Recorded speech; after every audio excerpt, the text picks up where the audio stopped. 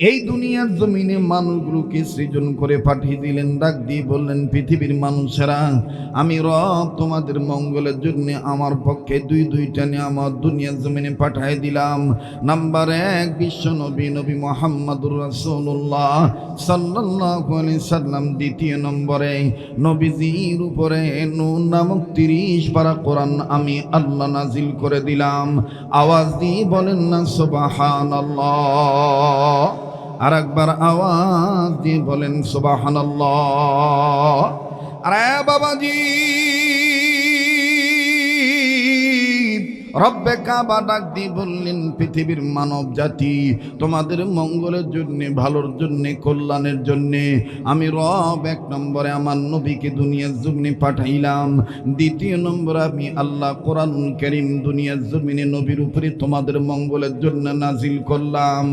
আল্লাহ বলেন, ইয়া আইয়ুহান নাসু ক্বাদ জাআকুম বুরহানুম মির রাব্বিকুম ওয়া আনজালনা ইলাইকুম নূরাম মুবিনা।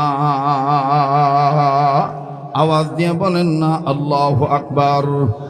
আর একবার আওয়াজ দিয়ে বলেন না আল্লাহু আকবার। আমার ভাইরা, আমার বন্ধুরি, অনুরোধ করে বলবো, কেউ যদি কোনো দিকে চলে যায়, মুসলমান ভাইরা, আমার বন্ধুগণ, আমার বাবাজিরা, খুব খেয়াল করে কথাগুলি শুনবেন। মুসলমান বাপ ভাইরা, আমার বন্ধুগণ, আমার ভাইরা, আমার বাবাজিরা, গভীর মনোযোগী হয়ে কথাগুলি শুনে চাই। রব্বে কাবা ডাক দিয়ে বললেন, পৃথিবীর মানুষ তোমাদেরকে আমি সৃজন করেছি আমার গোলামি করার জন্য, আমার ইবাদত করার জন্য। আল্লাহ পাক বলেন, ইয়্যাকা না'বুদু ওয়া ইয়্যাকা নাস্তাঈন। পড়েন, ইয়্যাকা না'বুদু ওয়া ইয়্যাকা নাস্তাঈন। আরেকবার পড়েন না, ইয়্যাকা না'বুদু ওয়া ইয়্যাকা নাস্তাঈন। বলেন আল্লাহু আকবার। আরে ভাইরা, আমার বন্ধুগণ, আল্লাহ পাকের ইবাদত করার জন্য আল্লাহ রাব্বুল আলামিন আমাদেরকে বানাইছেন। এই ইবাদত করার আমার বন্ধুগণ সুপ্রসিদ্ধ, সুপবিত্র, মহাপবিত্র ঘরের নাম হলো মুসলমানদের জন্য মসজিদ।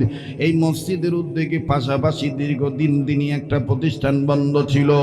এই মাদ্রাসার দিকে লক্ষ্য করে বাজান পুনরায় আবার মাদ্রাসাটা নতুন করে, সুন্দর করে, সুসম্পন্নভাবে পরিচালিত করণের লক্ষ্যে বাজান এই মাহফিলটার আঞ্জাম দেওয়া। তাই অনুরোধ করে বলবো বাজান, মাদ্রাসা প্রতিষ্ঠা করা, মসজিদের পক্ষে আমার বন্ধুগণ নজরে দেওয়া, মসজিদকে আবাদ করা আমার বন্ধুগণ, এটাও ইবাদতের মধ্যে শামিল। ভাইজান, লম্বা করার কোনো সুযোগ নাই।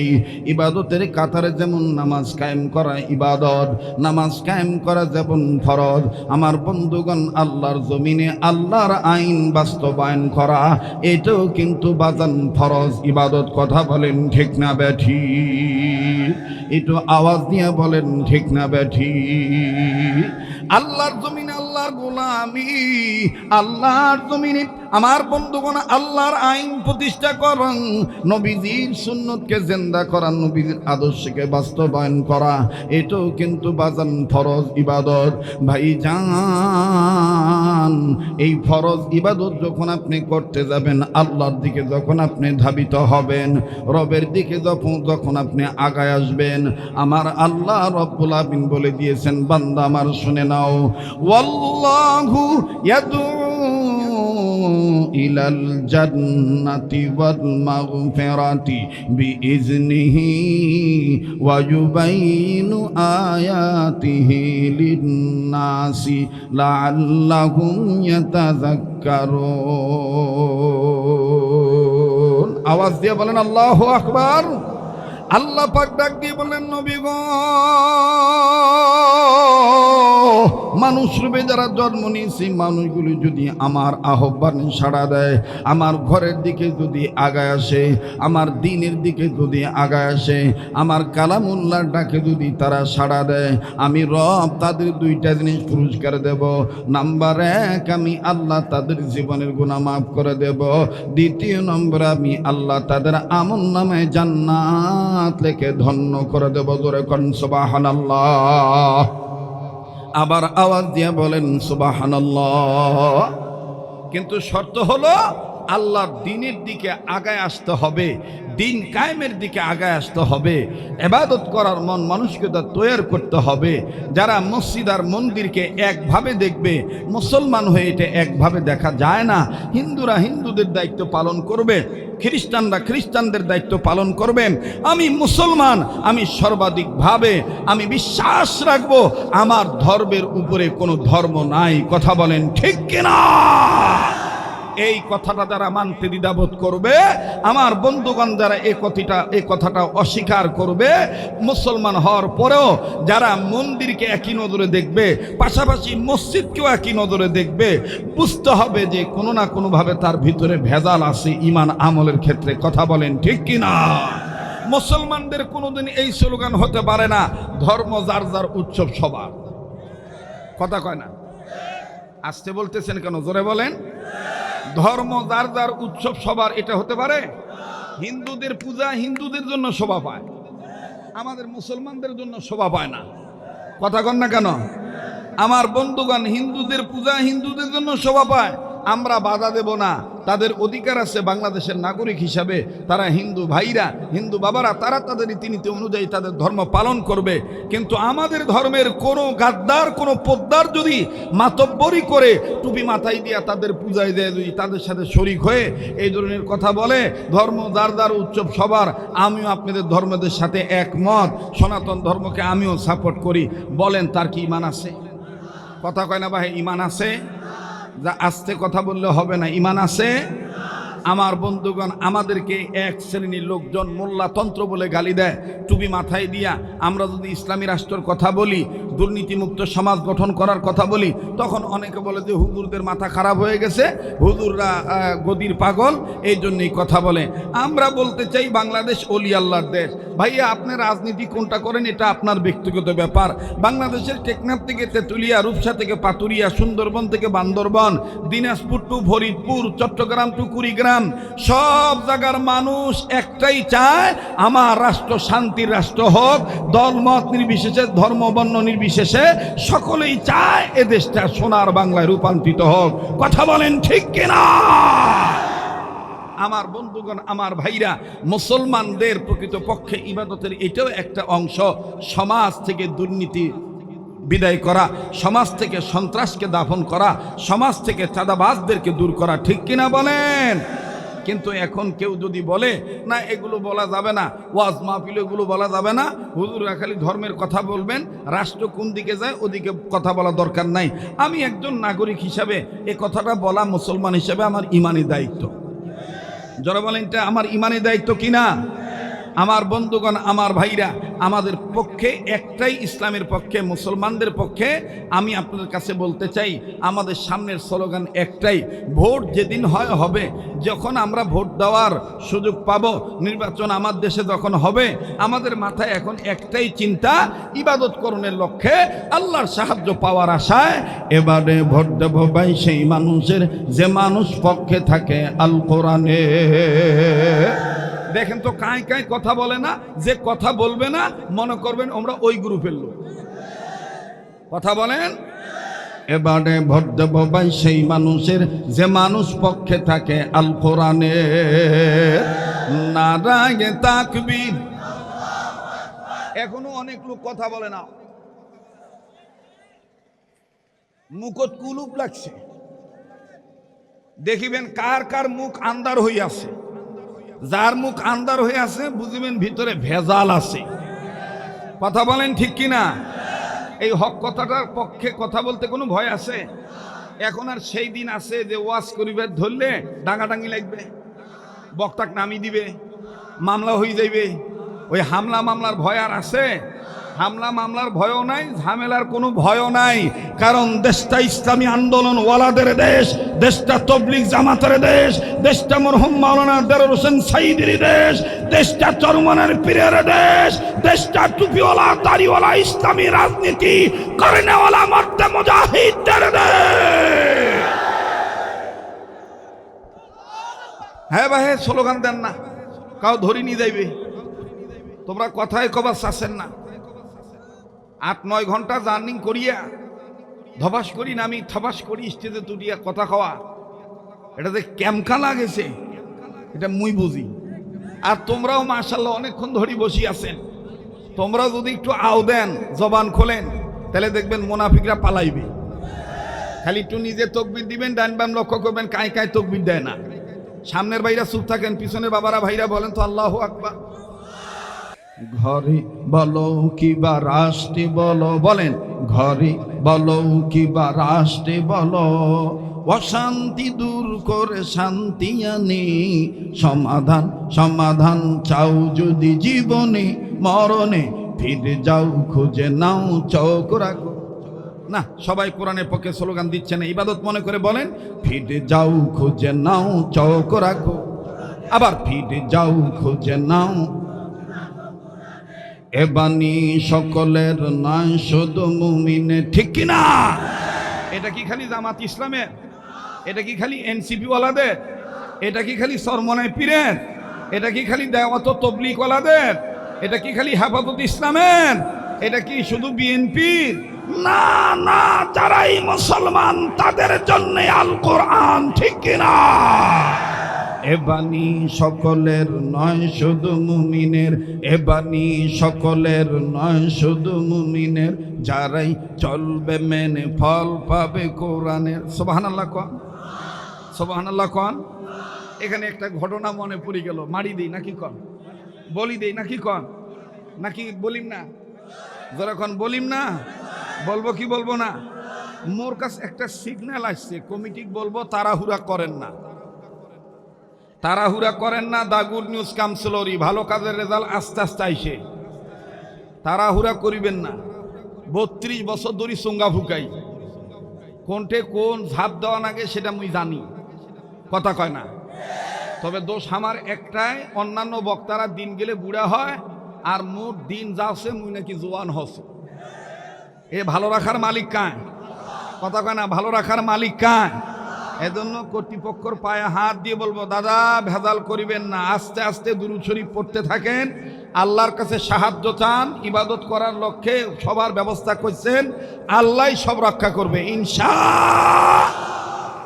আল্লাহ পাক কবুল করেন, বলেন আমিন। আমি কি ঘটনাটা বলবো? যারা বলেন বলবো।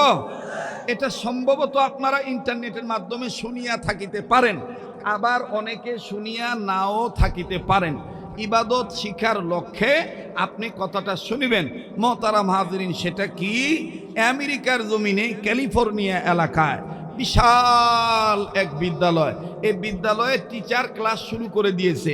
এক পর্যায়ে ছেলেরা যখন ছেলেমেয়েরা লেখাপড়া শুরু করে দিয়েছে, ক্লাস শুরু হয়ে গেছে, মানে পড়া শুনাইতেছে, হঠাৎ করে টিচার মহোদয় স্টুডেন্ট ছেলে মেয়েদেরকে থামায় বলতেছে, বাবা তোমাদেরকে আমি দীর্ঘদিন লেখাপড়া করাইলাম, এখন আমার একটা জিজ্ঞাসা, তোমরা বলো তো কে বড় হলে কি হতে চাও? তোমরা বড় হলে কে কি হতে চাও? এটা আমার একটু জানার দরকার। তোমাদের অভিপ্রায়টা কি, তোমাদের ভিতরে টেন্ডেন্সিটা কি, এটা আমার জানা দরকার। এবার ওস্তাদ বা টিচার শুরুর লাইন থেকে, বেঞ্চ থেকে শুরু করছে। প্রথমে বাম দিক থেকে শুরু করছে, খ্রিস্টান তো, খ্রিস্টান টিচার বাম দিক থেকে শুরু করছে। মুসলমানদের ভালো কাজ শুরু করার দিক হইল ডান দিক, কথা কয় না। মুসলমানদের ভালো কাজ শুরু হয় কোন দিক থেকে? জোরে কোন দিক থেকে? ডান দিক থেকে। যার যার ডান দিক থেকে ভালো কাজ শুরু করিবেন, প্রত্যেকটা ভালো কাজের শুরুতে বিসমিল্লাহ বলিবেন আর বেশি বেশি সালাম দিবেন। এই 3টা কাজ যদি আপনি করিতে পারেন, আর 4 নম্বর হলো চলিতে ফিরিতে আল্লাহর নামে জিকির করিবেন, আল্লাহ পাক আপনাকে ইমানি মৌত দান করবে। আরেকবার জোরে কন, আরেকবার জোরে কন। তো এইবার বাম দিক থেকে শুরু করছে। এক চ্যাংড়া জিজ্ঞাসা করছে, বাবা বাউ, রংপুরিয়া ভাষায় বলি বা দিনাজপুরি ভাষাত বলি, বাউ তুই বড় হলে কি হবার চাস? বুঝতেছেন আমার কথা? তুই বড় হলে কি হবার চাস? এই স্যাংরা দাঁড়ায় বলতেছে, স্যার আমি বড় হইলে ইঞ্জিনিয়ার হতে চাই। কি হতে চায়?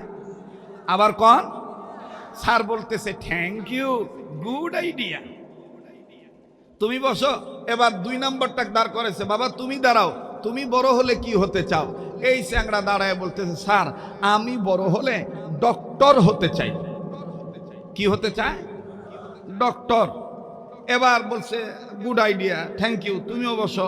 এবার 3 নাম্বারটাকে জিজ্ঞাসা করছে, বাবা তুমি বড় হলে কি হতে চাও? কয় স্যার আমি বড় হলে ডাক্তার হতে চাই। আগেরটা কি কইছে? ডক্টর। আগেরটা কি কইছে? পরেরটা কি কইছে? এটা আমাদের বুঝতে হবে, ডক্টর আর ডাক্তার দুইটা দুই জিনিস। কথা কয় না? দুইটা দুই জিনিস। গর্ভবতী আর গর্ভবোধ করি দুইটা দুই কথা।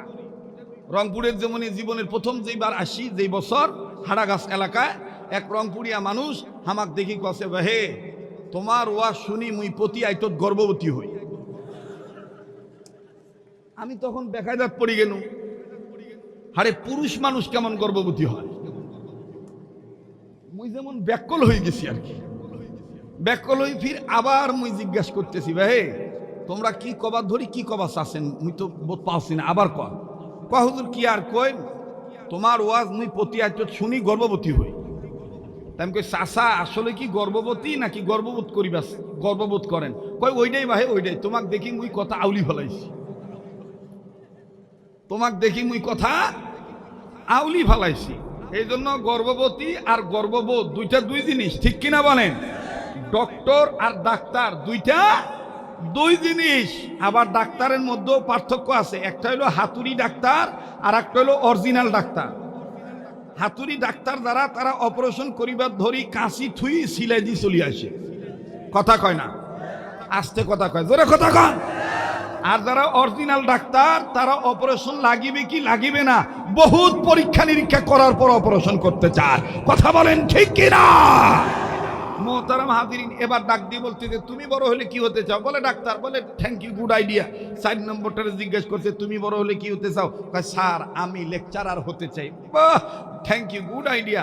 5 নম্বরটারে জিজ্ঞেস করছে তুমি বড় হলে কি হতে চাও? কয় স্যার আমি ইঞ্জিনিয়ার হতে চাই। আচ্ছা আচ্ছা। 6 নম্বরটাকে জিজ্ঞেস করছে তুমি বড় হলে কি হতে চাও? বলে আমি বড় হইলে প্রফেসর হতে চাই। আচ্ছা তুমি বড় হলে কি হতে চাও? বলে স্যার আমি চ্যান্সেলর হতে চাই। আচ্ছা তুমি বড় হলে কি হতে চাও? বলতে বলতে বলতে বলতে বলতে আরেকজনকে জিজ্ঞাসা করছে তুমি বড় হলে কি হতে চাও? বলে স্যার আমি ক্রিকেটার হতে চাই। আচ্ছা তুমি বড় হলে কি হতে চাও? বলে আমি সুপারম্যান হতে চাই। আচ্ছা তুমি বড় হলে কি হতে চাও? বলে স্যার আমি বড় হলে ফুটবলার হতে চাই। আর তুমি বড় হলে কি হতে চাও? বলে স্যার আমি গিটারম্যান হতে চাই। গিটারম্যান বোঝেন? কথা কয় না, গিটারম্যান বোঝেন? ইদানিং কিছু বড় লোকের ছাওয়ার জন্ম হয়েছে। বড় লোকের ছাওয়া দেখবেন, নামাজ নাই রোজা নাই, বাড়ির ছাদের উপরে বন্ধু বান্ধবদেরকে নিয়ে ডিজি পার্টির ব্যবস্থা করে। অজগবি দেখবেন শিয়াল আর কুত্তার মতন চিলকায় বলে ওই নীল আকাশে। আরে কথা কয় না রে যুবকেরা? না তোমরা মোর ওয়াজ শুনবে চাচ্ছেন না মনে হয়। আজ যদি একটু সময় লাগবে, দিবেন কি দিবেন না? যারা বলেন দিবেন কি দিবেন না? বলেন চলিবে কি চলিবে না? তাহলে আমি বলবো আজকের মাহফিল, আপনারা বলবেন চলবেই চলবে। আজকের মাহফিল কতক্ষণ চলবে? ও দেরি করে আসছি, এবং সারা রাত চলবে নাকি? আল্লাহ যতক্ষণ চালায় ইনশা ওই দেখবেন যে গিটারম্যান হইতে চায়। আমার বন্ধুগণ বলে বাহ বাহ, গুড আইডিয়া। এবার সব শেষে শেষ ব্রাঞ্চে ছোট্ট এক না ছাওয়া বসে আছে, মুসলমানের ছাওয়া। এক জিজ্ঞেস করছি খ্রিস্টান টিচার, বাবা বাবা তুমি বড় হলে কি হতে চাও? ছেলেটা দাঁড়ায় বলতেছে স্যার মাফ করবেন, আমি বড় হলে সাহাবী হতে চাই। আসতে বলেন সুবহানাল্লাহ। একটু জোরে বলেন, আর একবার বলেন। আমার এই বক্তব্যটা কোথায় পাবেন? আমাদের বাংলাদেশে অনেক মাসিক ম্যাগাজিন বিক্রি হয়, পত্রিকা বিক্রি হয়। লেখাপড়া তো অনেকে করেন না, খালি চার দোকানে বসে চা খান। চার দোকানগুলি বর্তমান সংসদ ভবন। দুনিয়ার যত গিবত আছে হয় চার দোকানে, নাইলে মসজিদে, নাইলে মাদ্রাসা। কথা কয় না? এই আমার বাইরে এই মাসিক ম্যাগাজিন পত্রিকা কিছু নাম আছে, যেমন current affairs, current news, current world, এগুলো আপনারা রিসার্চ করবেন, দেখবেন অনেক আজিব আজিব তথ্য পাওয়া যায়। ডাক দিয়ে বলে, বেটা সাহাবী কি জিনিস?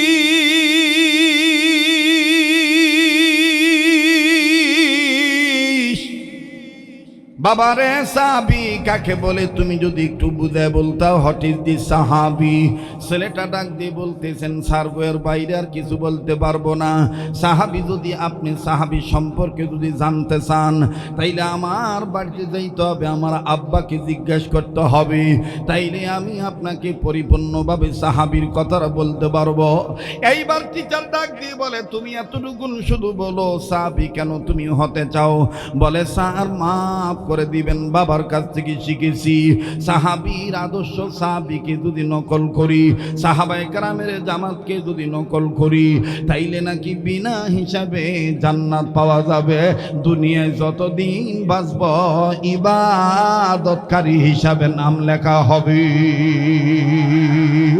আরো আওয়াজ দিয়ে বলেন না সুবহানাল্লাহ। আর একবার আওয়াজ দিয়ে বলেন না সুবহানাল্লাহ। আমি কেমনে পাবো নবীজি আপনাই, ও গো কামলিওয়ালা, কেমনে পাবো নবীজি আপনাই? বলেন না, আমি কেমনে পাবো নবীজি আপনাই, ও গো কামলিওয়ালা, কেমনে পাবো নবীজি আপনাই? বলেন, কেমনে পাবো নবীজি আপনাই? আমি কেমনে, বলেন, আমি কেমনে পাবো নবীজি আপনাই, ও গো কামলিওয়ালা, কেমনে পাবো নবীজি আপনাই? আপওয়ালা পাক যাতে পাঠাই দিলেন আপনাকে দুনিয়াতে, ঠিক কিনা? আপওয়ালা পাক যাতে পাঠাই দিলেন আপনাকে দুনিয়াতে, নূরের বাতি জ্বালাই দিলেন সোনার মদিনায়, ও গো কামলিওয়ালা, কেমনে পাবো নবীজি আপনাই? বলেন, বলেন, আমি কেমনে, বলেন না, আমি কেমনে পাবো নবীজি আপনাই, ও গো কামলিওয়ালা, কেমনে পাবো নবীজি আপনাই? মারহাবা কোন? এবার ছেলেটা ডাক দিয়ে বলেন, স্যার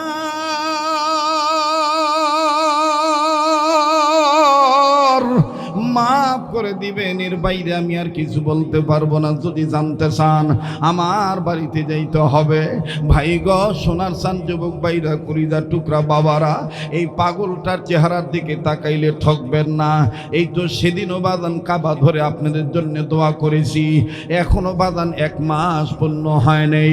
আরে বাবাজি, এই হাত দুইটা আপনাদেরকে নিয়ে যখন তুলিয়া মাবুদের দরবারে দোয়া করব, দিল বলে আজকের দোয়া না ফিরায় দিবে না। আল্লাহ রাব্বুল আমিন দোয়াখানা কবুল করবেন ইনশাআল্লাহ। বাইরে পাগলটার দিকে তাকায় থেকে নবীর প্রেম নিয়ে কথা শুনবেন। আরে ভাইয়া, প্রতিটা বছর আল্লাহ রাব্বুল আমিন 1 বছরের মধ্যে বারবার মক্কা মদিনায় নিয়ে যায়। আমি আপনাদের জন্য দোয়া করব বাজান, একটু খেয়াল করে কথাগুলি শোনা চাই। টিচার মহোদয় ডাক দিয়ে বললেন, হায় হায়, দুনিয়াতে তুমি ইবাদতকারী হইবা, মরার পরে জান্নাত পাইবা, তাহলে সাহাবী কি জিনিস আমাকে জানা লাগবে। আরে বন্ধু, এইবার ডাক দিয়ে বলে দিল, ঠিক আছে, আজকের জন্য ক্লাস আমি অফ করে দিলাম, চলো যাই তোমার বাড়িতে, যে তোমার মার কাছে আমি জিজ্ঞেস করব। আমার বন্ধুগণ, আমার ভাইরা, আল্লামা তকি উসমানী দামাত বারাকাতুহুল আলিয়া, তিনিও তার ইসলামী খুতুবাতের মধ্যে কথাটা এনেছেন এইভাবে। ছেলেটার পাশে পাশে, ছেলেটার সঙ্গে সঙ্গে আমার বন্ধুগণ ছেলেটাকে সাথে নিয়া, আরে বাবাজি, যখন নাকি মুসলমানের বাড়িতে রওনা হইল, মুসলমানের বাড়িতে যখন যায়, আমার বন্ধুগণ ছেলেটার বাবা আর মা ছেলেটাকে দেখানোর পর ডাক দিয়ে বলে, ব্যাপার কি, ছেলেটা কোনো অন্যায় করলো নাকি? হঠাৎ করে স্যার এই সময় আমাদের বাড়িতে আসতেছে, না জানি কোন ঝামেলা হয়েছে। বাবা আর মা দুইজনেই ঘাবড়ায় গিয়েছে। আমার বন্ধুগণ যখন টিচার মহোদয় একেবারে বাড়ির ভিতরে চলে গেল, ছেলেটার মা এসে ডাক দিয়ে বলতেছেন, বেটারি কি হয়েছে? তুমি তো ওই সময় বাড়িতে আসার কথা না, আবার আজকে তোমার সাথে হেডমাস্টারকে দেখতে পাইতেছি। বাবা বলো কি হয়েছে? ছেলেটা ডাক দিয়ে বলতেছেন, আম্মা জান আপনি একটু সরে যান, আব্বাকে আসতে বলেন, আজকে আমার টিচার আমার সাথে জানতে এসেছে সাহাবী কি যিনি। বাজান এই কথা বলা মাত্রই মুসলমানদের আদর্শ দেখেন কেমন হওয়া চাই, ইবাদতের মধ্যে গণ্য হওয়া চাই। আমার ভাইরা ডাক দিয়ে বলতেছেন, ছেলেটার বাবা কি জন্য এসেছে পরে হবে, আগে উনি আমাদের মেহমান, মেহমানের মেহমানদারি করো। খ্রিস্টান ব্যক্তির সামনেই আমার বন্ধুগণ ফ্রুট আনা হলো, ভিন্ন ভিন্ন খাদ্য আনা হলো। এবার টিচার মহোদয় যখন খানার সামনে পাইল, খানা খাওয়া শেষ হওয়ার পর সম্মানের সহিত মুসলমান ছেলেটার বাবা ডাক দিয়ে বলতেছেন, স্যার এখন বলেন আপনি কি জন্য এসেছেন? আমার ভাইরা টিচার ডাক দিয়ে বললেন, ভাইজান আজকে আমার স্কুলের মধ্যে আমি ভিন্ন ভিন্ন ধর্মের ছেলেদেরকে মেয়েদেরকে জিজ্ঞেস করেছিলাম, তোমরা বড় হলে কে কি হতে চাও? সবাই যার যার মনের ব্যক্ত অভিপ্রায় ব্যক্ত প্রকাশ করেছেন, কিন্তু আপনার ছেলেটা ভিন্ন একটা কথা বলেছে। আপনার ছেলের সিরিয়াল যখন এসেছি, আপনার ছেলে দাঁড়াইয়া ডাক দিয়ে বলেছে, স্যার আমি বড় হইলে সাহাবী হতে চাই। ভাইজান সাহাবী কি জিনিস সেটা তো আমার জানা নাই, এজন্য আমি আপনার বাচ্চার সাথে এসেছি। আপনার বাচ্চা বলেছে বাবা জানে, বাবা বলতে পারবে আমার মা বাবা জানে সাহাবী কি জিনিস। ও ভাইজান এখন আপনি বলেন তো আপনার ধর্ম অনুযায়ী সাহাবী কি জিনিস? ছেলেটার বাবা ছিল বাজান তবলিগের মেহনত করনেওয়ালা, আল্লাহ ওয়ালাদেরকে পছন্দ করনেওয়ালা, মাদ্রাসা মসজিদ মুখী হনেওয়ালা। এই ছেলেটার বাবা ডাক দিয়ে বলতেছেন, স্যার গো সাহাবী কি জিনিস শুনে নেন, শুনে নেন। আমার নবীজি বলে দিয়েছেন, আসহাবী কান্নুজুম, সাহাবীরা হলো আকাশের তারকা সমতুল্য। জোরে জোরে আওয়াজ দিয়া বলেন না সুবহানাল্লাহ। ও স্যার আমাদের নবী বলেছেন, আমার সাহাবীদের কেন আমি তারকা বললাম? দুনিয়ার কোনো জাহাজের নাবিক যদি নদী পথে পানি পথে রাস্তা ভুলে যায়, তারা যেমন আকাশের দিকে তাকাইয়া বড় বড় নক্ষত্র দেখিয়া তারা যেমন তাদের রুট ম্যাপ ঠিক রাখে, তারা যেমন তাদের রাস্তা ঠিক রাখে, ঠিক আমি নবী মুহাম্মদের উম্মত যারা হবে, উম্মতে মুহাম্মদী যারা হবে, তারা যেন জীবনে পথভ্রষ্ট না হয়, এই জন্য তারাও দিনের নাবিক হইয়া, মুসলমানের পারিবারিক কর্তা হইয়া, মুসলিম হইয়া ইবাদত করার লক্ষ্যে তারাও আমার সাহাবীদেরকে তারকা মানিয়া, আমার সাহাবীদেরকে মানিয়া তারা ইসলাম নামক গাড়ি চালাইবে। আওয়াজ দিয়া বলেন না সুবহানাল্লাহ। এবার ডাক দিয়ে বলতেছেন, ভাইজান এই সাহাবী হওয়ার ইচ্ছা, এই সাহাবী হওয়ার সৎ ইচ্ছা আপনার বেটার মনের মধ্যে কেমন করে আসলো? এই ইবাদতকারী হওয়ার তামান্না কেমন করে আসলো যদি একটু বলতেন। আমার ভাইরা লোকটা ডাক দিয়ে বলতেছেন, সারগো প্রতি রাত্রে এশার নামাজ পড়ার পর আমার ছেলে, আমার বিবি, আমার মেয়েকে নিয়ে আমি ঘুমানোর আগে হাদিসের একটা কিতাব নিয়ে আমি বসি। যেই হাদিসের কিতাবের মধ্যে একটা চ্যাপ্টার আছে সাহাবায়ে কেরামদের মর্যাদা, সাহাবায়ে কেরামদের গুণাবলী, যেটাকে দাওয়াত ও তবলিগের আমির সাবরা, উম্মতের হক্কানি আলেমরা সুন্দর করে কিতাবটা বাজান আমাদের বুঝার জন্য আলাদা করে দিয়েছেন। হেকায়েতে সাহাবা অনেক মসজিদে আছে, অনেক মাদ্রাসায় আছে। ডাক দিয়ে বলে এই হেকায়েতে সাহাবা নামক কিতাবটা খুলি, একটা একটা করে ছোট বড় অনেক সাহাবীদের ঘটনা তাদেরকে শুনাই।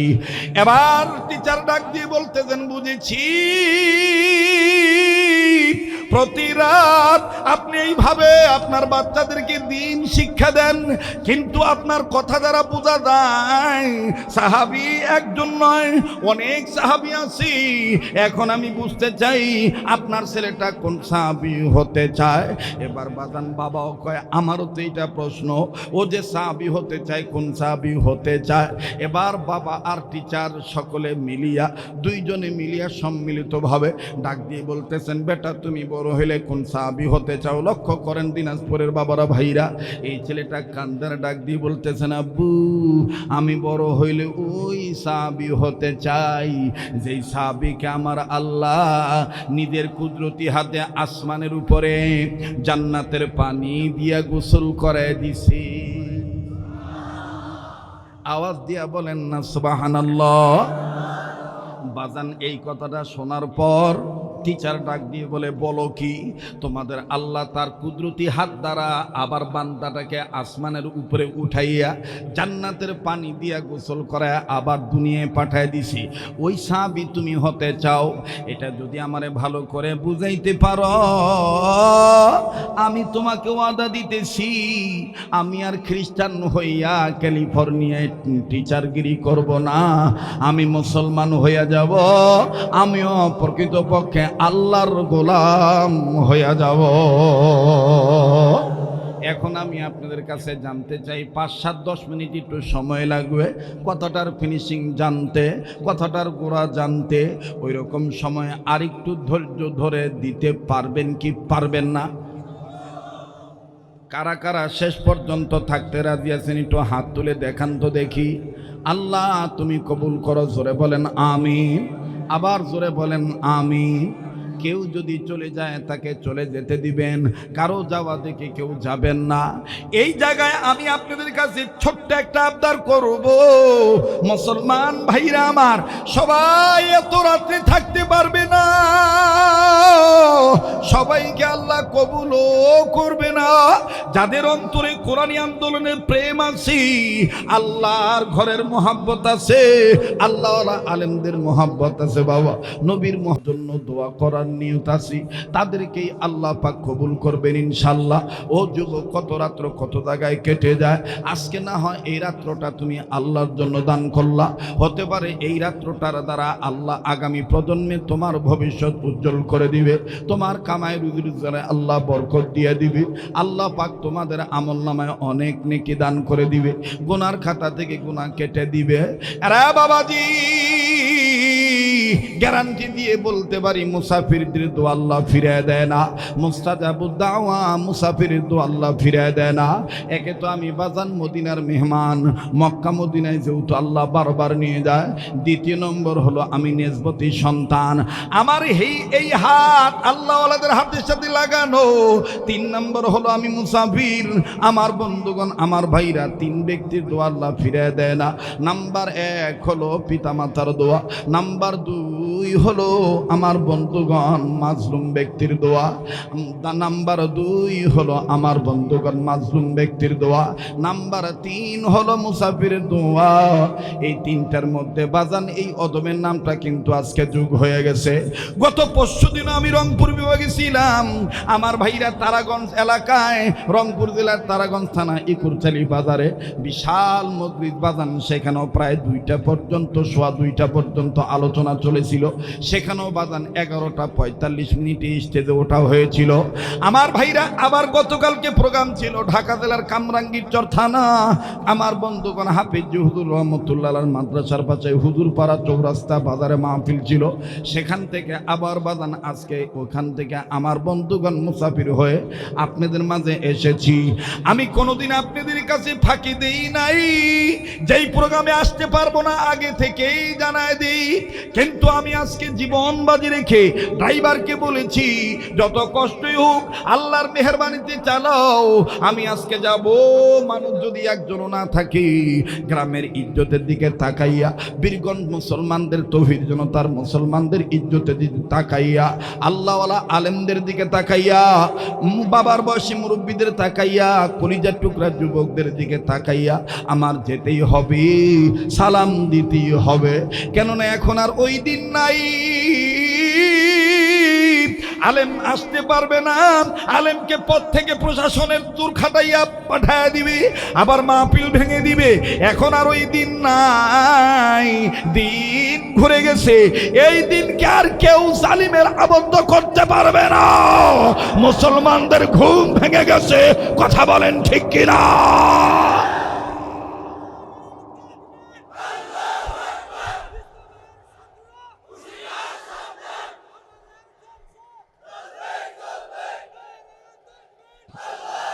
মাশাআল্লাহ, আপনাদের চাওয়ানি ভাব, আপনাদের অ্যাটেনের ভাব, আপনাদের উপস্থিতির ভাব, বিশ্বাস করেন আমার দিল বলতেছে মনে হয় রাত ৯টা বাজে। কথা কয় না? এরকম একটা ভাব চলে আসছে না ভাই? তাহলে আবার বলেন তো আল্লাহু আকবার। আসমানের উপরে উঠাইয়া আল্লাহর কুদরতি হাত দিয়া জান্নাতের পানি দিয়া গোসল করে আল্লাহ পাঠিয়ে দিয়েছে। সেই সাহাবী হতে চায়, আমি বলবো, তবে 5 মিনিট 5-7 মিনিট আমি একটু ধৈর্যের পরীক্ষা নেব এবং দেখব আসলেই কারা প্রকৃত গোলাম হতে চান। আমার বন্ধুগণ, যুবক খবরদার, এখন উঠলেই বোঝা যাবে তুমি ইবাদত বিরোধী, তুমি আল্লাহওয়ালা বিরোধী। এতক্ষণ বসে থাকলা, আর এখন শয়তান তোমাকে হয়তোবা তোমার ধৈর্যের বাঁধ ভেঙে দিবে। না না না, শয়তানকে তুমি সক্ষম হতে দিও না, তুমি অক্ষম হইও না।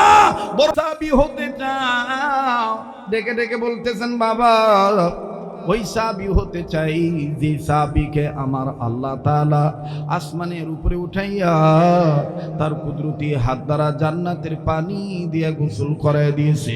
ভাইজান খ্রিস্টান টিচার ডাক দিয়ে বলতেছে, একটু শোনাও না তার নাম কি, আর কেনই বা তার আল্লাহ তাকে আসমানের উপরে উঠাইয়া জান্নাতের পানি দিয়ে তারে গোসল করে জমিনে পাঠাইয়া দিল। ডাক দিয়ে বলে, স্যার গো,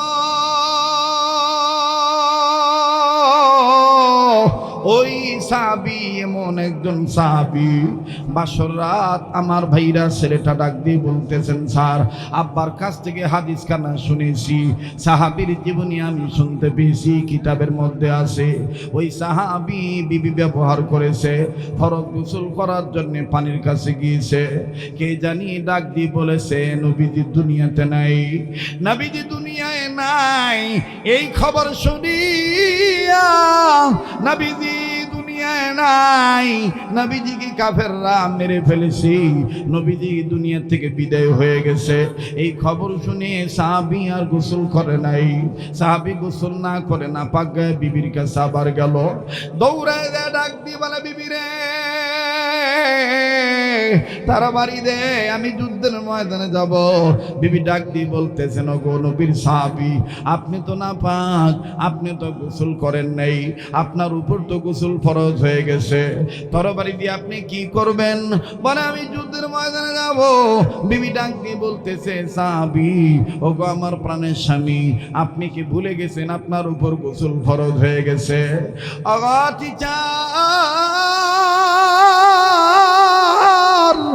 আমার আল্লাহর বান্দা সাহাবী কান্দার ডাক দিয়ে বলে, বিবি রে আমি কার জন্য গোসল করব রে বিবি? যেই নবীর জন্য আল্লাহ দুনিয়াতে আমাদেরকে বানাইছেন, যেই নবীর জন্য মা পাইছি বাবা পাইছি, আরে বিবি ওই নবীর নাকি কাফেররা মাইরা ফলাইছে, আরে বিবি কার জন্য গোসল করব রে বিবি?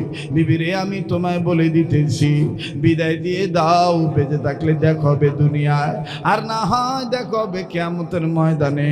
আমি নবীর প্রেমে ইবাদতকারী হইয়া যুদ্ধের ময়দানে ঝাঁপিয়ে পড়বো, দাও বিবি তরবারি দাও। এইবার বিবি তরবারি দিয়ে দিলেন। আমার ভাইরা সাহাবী তরবারি খানা লইয়া একটা দৌড় মারিয়া যুদ্ধের ময়দানে ঝাঁপিয়ে পড়লেন। কয়েকজন কাফেরকে দুনিয়া থেকে বিদায় করিয়া চিরতরে জাহান্নামে পাঠিয়ে দিলেন।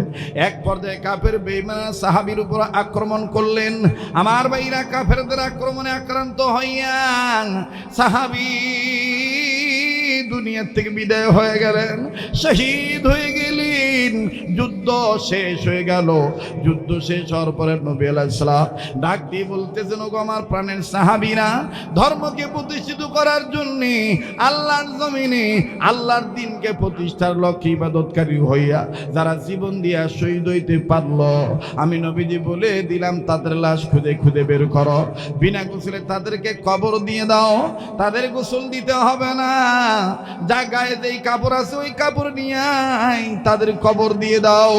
সাহাবীরা শহীদ সাহাবীদের লাশ খুঁজে খুঁজে বের করলেন। যখন কবর দিয়ে দিবেন, আমার ভাইরা যখন সাহাবীরা লাশ খোঁজাখুঁজি শুরু করলেন, আমার ভাইরা যখন দাফন কাফন হয়ে যাবে, ঠিক ওই মুহূর্তে একজন মহিলা আউলাকে সে পাগলের বেশে চিৎকার দিয়ে ডাক দিয়ে দিয়ে বলে, তোমরা কে আসো গো? আমার স্বামীরে বিনা গোসলে কবর দিও না। কেন বিনা গোসলে কবর দিবা না এইটা আমি তোমাদের কাছে বলবো না, আমি আমার নবীর সাথে গোপনে গোপনে বলবো। আমার নবী কই, আমার নবী কই?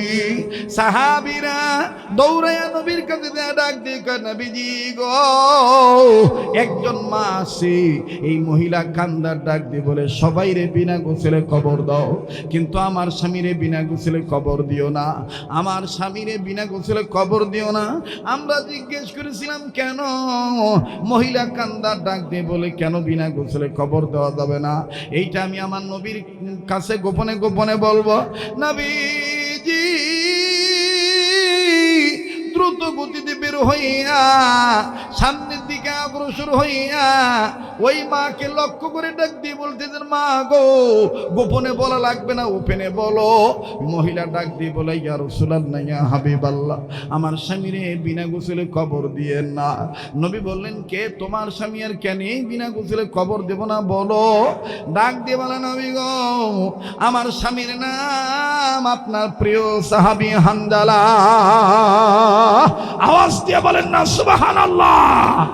ও নবীজি, আমার স্বামী হানজালা নাপাক ছিল, ফরজ গোসল করার জন্য পানির কাছে গেছে। কে জানি ডেকে ডেকে বলেছে, আপনি নবী নাকি দুনিয়ায় নেই। কাকুতিলা মুহাম্মাদুন, আপনি নবীকে নাকি কাফেররা কতল করে ফেলেছে। নবীজি গো, আমার স্বামী আপনার এই বিদের কথা শুনিয়া সহ্য করতে পারে নাই, গোসলের কথা ভুলে যাইয়া বিনা গোসলে জীবন দিয়া নাপাক শরীর নিয়ে জীবন দিয়া শহীদ হয়ে গেছে। তাই বলি গো নবীজি, আমার স্বামী হানজালার বিনা গোসলে কবর দিয়েন না, আমার স্বামী নাপাক। আমার নবী সাহাবীদেরকে ডাক দিয়ে বললেন, সাহাবীরা রে, কই আমার হানজালার লাশ কই, খুঁজে খুঁজে বের করো। আমি নবীজি নিজেই তারে গোসল করাবো, আমি নবীজি নিজে তার গায়ে কাপড়, আমি নিজেই নবীজি তাকে গোসল করায় দেব, আমি নবী নিজেই তাকে কবরে রাখবো। এবার খুঁজে খুঁজে হানজালার লাশ খুঁজে বের করা হলো। কয়েকজন সাহাবী নবীর কাছে দৌড়াইসা ডাক দিয়ে বলতেছেন, ইয়া রাসূলুল্লাহ, ইয়া হাবিবাল্লাহ, জীবনে বহু লাশ দেখেছি, কিন্তু হানজালার লাশটা দেখার পরে কেমন জানি মনে হইতেছে। বলে, কেমন মনে হইতেছে? ডাক দিয়ে বলে, নবী গো, হানজালার লাশটা কেমন জানি ভিজা দেখা যায়। হানজালার চুল ভিজা, হানজালার দাড়ি ভিজা। মানুষ টাটকা গোসল করলে যেমন গা থেকে পানি পড়ে, এইভাবে হানজালার শরীর থেকে পানি পড়তেছে। মনে হইতেছে কে জানি হানজালার গোসল করায় দিছে। বলে, আর কি দেখিছো? বলে, নবীজি হানজালার লাশ থেকে কেমন জানি খুশবু আসছে, সেটা আমাদের মন বলে জান্নাতের সুঘ্রাণ বাইর হইতেছে। আমার নবী বললেন, চলো তো যাই দেখি। নবীজি হানজালার লাশের কাছে গেলেন। হানজালার লাশ যখন দেখলেন ভিজা আর জান্নাতি খুশবু বের হইতেছে, নবীজি আসমানের দিকে তাকাইলেন। জিবরাইল আমিন হাজির হয়ে গেলেন। জিবরাইল আমিন হাজির হয়ে ডাক দিয়ে বলেন, বলেন ইয়া রাসূলুল্লাহ ইয়া হাবিবাল্লাহ, হানজালারে গোসল করে তো হবে না। যেই হানজালা দিনকে প্রতিষ্ঠা করার জন্য, আল্লাহর আইন আল্লাহর জমিনে কায়েম করার জন্য আপনি নবীর প্রেমে পড়িয়া ইবাদত মানে করিয়া জীবন দিয়ে শহীদ হয়ে গেছে, গোসলের কথা ভুলে যাইতে পারছে, আমার আল্লাহ আপনার ওই হানজালার লাশটা আসমানের উপরে উঠাইয়া জান্নাতের পানি দিয়া আপন কুদরতি হাত দ্বারা গোসল করে আপনার কাছে পাঠায় দিছে। আমার নবী বললেন সাহাবীরা রে, যাইস না হানজালার কাছে, যাইস না, যাইও না, হানজালার কাছে যেতে হবে না। হানজালার লাশ মহান আল্লাহ তার কুদরতি হাত দ্বারা আসমানের উপরে উঠাইয়া জান্নাতের পানি দিয়ে গোসল করায় দিয়েছে। ওই ছেলেটা বাদান টিচারকে শোনাইতেছে, খ্রিস্টান টিচার ডাক দিয়ে বলে, তোমাদের আল্লাহ এমন পাওয়ারফুল আল্লাহ, ওই হানজালার লাশ কোথায় আছে আমাকে একটু দেখতে দিবা নাকি? বলে এখানে নাই, মদিনায় আছে। আমি আপনাদের কাছে বলতে চাই বাবা, এই যে পাগলটাকে দেখতেছেন, যারা মক্কা মদিনায় যাবেন এবং গিয়েছেন বাবা, তাদের কাছে বলতে চাই, এখনো পর্যন্ত হানজালার কবর থেকে রাত্রি 12টার পরে ফজরের আগ পর্যন্ত, ফজরের আজান দিলে বাজান এটা বন্ধ হয়ে যায়, এখনো পর্যন্ত হানজালার লাশ থেকে সরাসরি জান্নাতের ঘ্রাণ পাওয়া যায়। কোন বছর মিস করি না, কোন সফরে বাদান মদিনায় গেলি আলাদা টাকা পয়সা খরচ করে, আলাদা সময় নির্ধারণ করে, ও বাদান নির্ধার্য করে রাত্রি 12টার পর থেকে তাহাজ্জুদের ওয়াক্ত শেষ হওয়ার আগ পর্যন্ত বাদান এই কবরের কাছে দাঁড়ায় থাকি। উহুদ পাহাড় বাদান রে, উহুদ পাহাড়ের পিছন সাইডে মুসলমান ভাইরা, আমার বন্ধুগণ, আমার বাবাদিরা, ওই কবর জিয়ারত করি। দুইজনের কবর একসাথে, নবীর চাচা বীর আমির হামজা রাদিয়াল্লাহু তাআলা আনহু আর হযরতে হানজালা রাদিয়াল্লাহু তাআলা আনহু, এনাদের দুইজনের কবর একসাথে। এই দুইজনের কবরের মাঝখানে দাঁড়াইয়া নাক দিয়া নিঃশ্বাস টান দিলি অথবা টান না দিল বাজান সেকেন্ডে জান্নাতি ঘ্রাণ পাওয়া যায়। ইয়্যাকা না'বুদু ওয়া ইয়্যাকা নাস্তাঈন, পড়েন না, ইয়্যাকা না'বুদু ওয়া ইয়্যাকা নাস্তাঈন। খ্রিস্টান টিচার ডাক দিয়ে বলতেছেন, বেটারি আমি তোমায় বলে দিতে চাই, আমি আর খ্রিস্টান থাকবো না, আমিও তোমার মতন দিন ধর্ম পালন করব, আমিও তোমার মতন সাহাবী হতে চাই। আল্লাহু আকবার। মুসলমান ভাইরা, আমার বন্ধুরে, আল্লাহ পাক সেই কথাটাই বলে দিয়েছেন, মানুষ রে, তোমাদেরকে আমি সৃজন করেছি শুধুমাত্র একমাত্র আমার ইবাদত করার জন্য, আর তোমরা যেন পথভ্রষ্ট না হও, এই জন্য তোমাদের জন্য দুইটা জিনিস পাঠাইছি, একটা পাঠাই নাই। এক নাম্বার হলো আমার নবী, দুই নম্বর হলো কোরআন। সুবহানাল্লাহ বলেন। আল্লাহ পাকের এই কথাটা বোঝানোর জন্যই আমার বন্ধুগানি পশ্চিম ভগ্রমাবাসী, এই পুরাতন জামে মসজিদ ওয়ালারা হাফিজিয়া মাদ্রাসার উদ্যোগে এলাকার ধর্মপ্রাণ মুসলমান বাবারা ভাইরা নতুন করে আপনাদের মনে আশা জাগ্রত করিয়া আমাদের মতন ব্যক্তিদেরকে ডাক দিয়া আপনাদের 10 জনকে এক জায়গায় করছে আপনাদের দোয়া এবং আপনাদের দান নিয়া এই মসজিদ আর মাদ্রাসার কাজ আরো বেগবান যাতে হয়, উন্নতি যাতে হয়, এটাই তাদের কামনা। আল্লাহ তুমি মেহেরবানি করে কবুল করে নাও, করে বলেন আমিন। যে যেখানে আছেন সেখানেই বসে থাকবেন, দোয়া হয়ে যাবে, এক্ষুনি দোয়া করে দেব। তবে দোয়ার আগে আমি আপনাদের কাছে আবার জিজ্ঞাসা করতে চাই, আল্লাহ পাক আমাদের যে অঙ্গ প্রত্যঙ্গ দান করছেন, বেশিরভাগ অঙ্গ প্রত্যঙ্গ জোড়া না বেজোর? জোরা বলেন, জোড়া না বেজোর? তাহলে আমরা আল্লাহকেও মানবো, নবীকেও মানবো, কথা বলেন ঠিক কিনা? কোরআনও মানবো, হাদিসও মানবো, ইনশাআল্লাহ মসজিদেও আসবো, মাদ্রাসার পক্ষেও থাকবো, প্রকৃত পক্ষে মরণ পর্যন্ত ইবাদতকারী হিসাবেই গণ্য হতে চাই, ঠিক কিনা বলেন? তাহলেই সাহায্য পাওয়া যাবে কার? যারা বলেন কার? আল্লাহ পাক আমাদের সবাইকে প্রকৃত পক্ষে আল্লাহ রসুলকে মেনে কোরআন সুন্নাহ অনুযায়ী ইবাদতকারী হওয়ার তৌফিক দান করেন। আবার বলেন আমিন।